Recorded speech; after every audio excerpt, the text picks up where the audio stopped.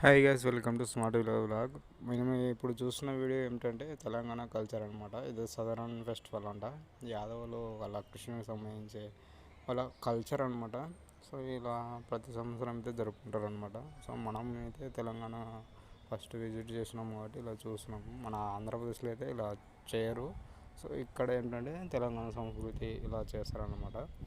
So యాదవులు వాళ్ళ కులానికి సంబంధించి కృష్ణుడు గోవులు కాస్తాడు కదా, అప్పుడు ఆ తరంలో శ్రీకృష్ణుడు ఆవులకు కానీ గోవులకు కానీ ఇట్లా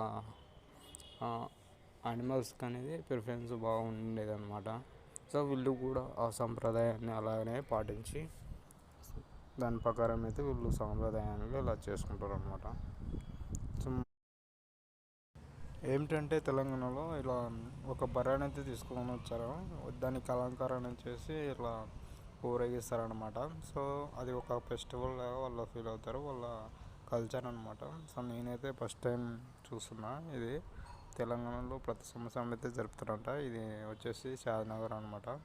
ఇక్కడ లోకల్లో ఇలా చేస్తున్నారు అనమాట. సో వీళ్ళు వాళ్ళ గేదెలను అయితే అలంకరించి అలా డ్యాన్సులు వేసుకుంటూ సో వాళ్ళ సంస్కృతిని అయితే కాపాడుకుంటూ ప్రతి సంవత్సరం అయితే ఇలా జరుపుతారనమాట.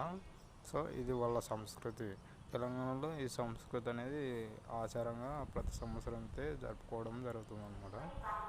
సో వీళ్ళైతే చాలా మన తెలంగాణలో ఇలాంటి కల్చర్ ఉంది, నేనైతే ఫస్ట్ టైం చూస్తున్నా. సో వీళ్ళైతే చాలా ఎంజాయ్ చేసి చేస్తున్నారు. మన సైడ్ ఇలా ఉంటే బాగుంటుంది.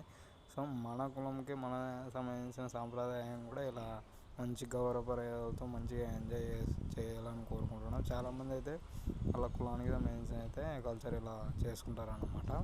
సో వాళ్ళు గౌరవంగా ఫీల్ అయ్యి మంచిగా అయితే సాంప్రదాయపరంగా జరుపుకుంటారు. సో ఇక్కడ ఉమెన్స్ అండ్ మెన్స్ అని తేడా లేకుండా అందరూ అయితే కలిసిమెలిసి ఎంజాయ్ చేస్తున్నారు.